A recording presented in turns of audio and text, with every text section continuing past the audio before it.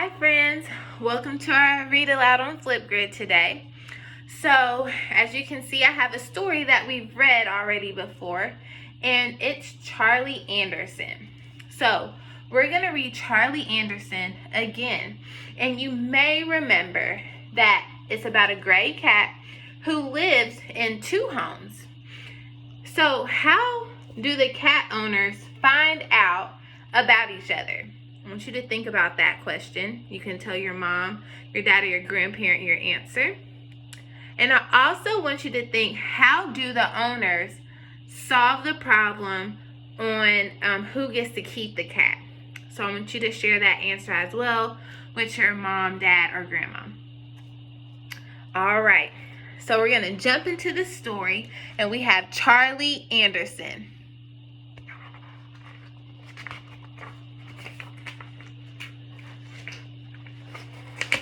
Charlie Anderson.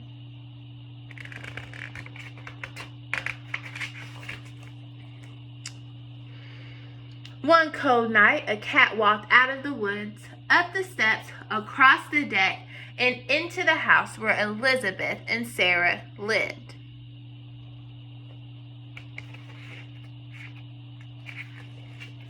He curled up next to their fireplace to get warm. He watched the 6 o'clock news on TV. He tasted their dinner and he tried out their beds.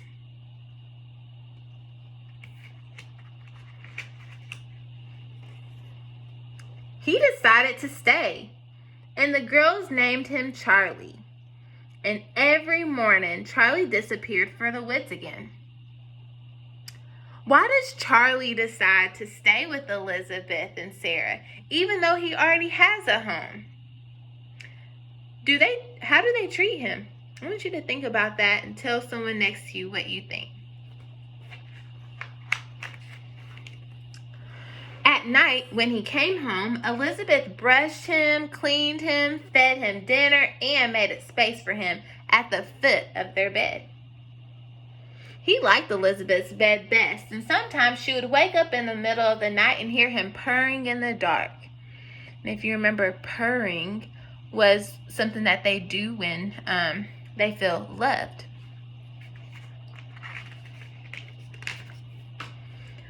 Sarah called him baby and dressed him up in doll clothes.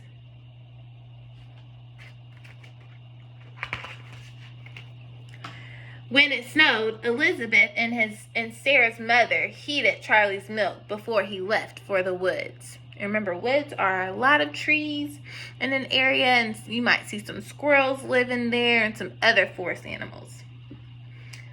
Charlie grew fatter and fatter, and every day he purred louder and louder.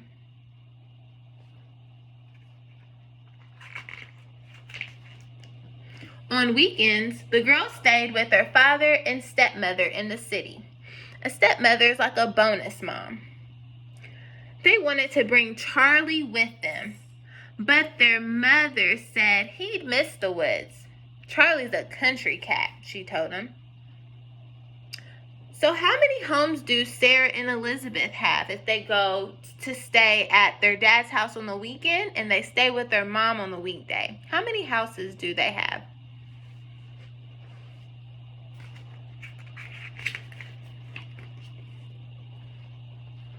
One stormy night, Charlie didn't come home.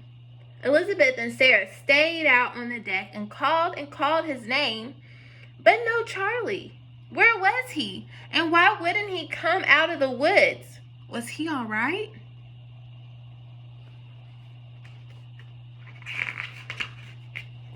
All night long, Elizabeth listened to the rain beating on the roof and the wind rattling the windows. Was he cold? Was he hurt? Where was Charlie?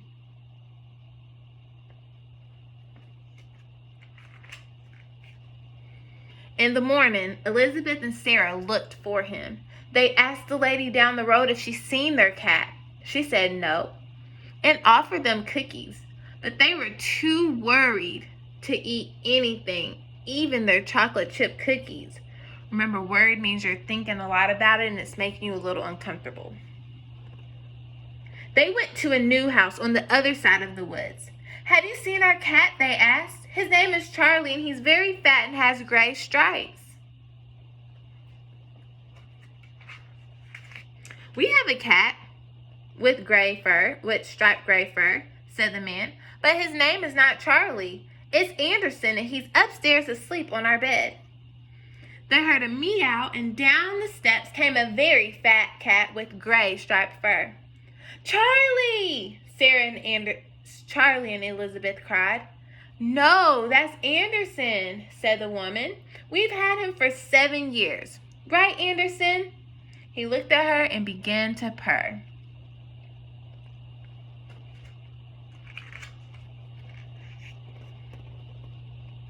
"But it's Charlie," said Sarah. He looked at her and purred louder. "Is he ever here at night?" Elizabeth asked. "Anderson's a hunter," said the man. "He prowls in the woods at night."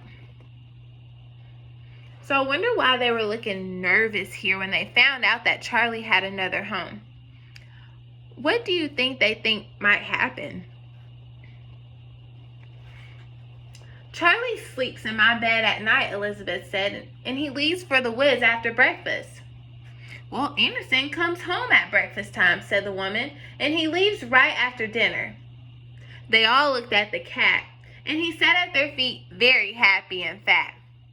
They called him Charlie Anderson. So Charlie's owners love him just as much as Elizabeth and Sarah do. So what do you think they decide to do with their cat? And what happens to the cat's name? I'll give you a hint. His new name is on this page. They call him Charlie Anderson. They put his two names together. Sometimes in bed at night, Elizabeth asks him, who do you love best, Charlie Anderson?" And she can hear him purr in the dark.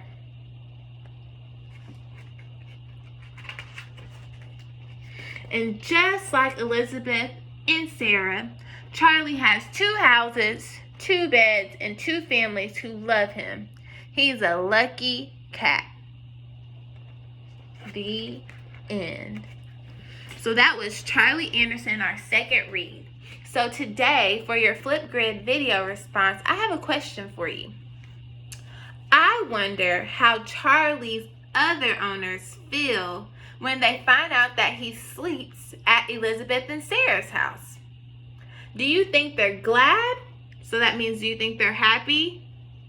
If you think so, I want you to tell me why you think that they're happy. If you think they might feel another feeling, I want you to share that in your video and tell me why. Alright, so tell me how you think the owners feel about Charlie Anderson sleeping at Elizabeth and Sarah's house.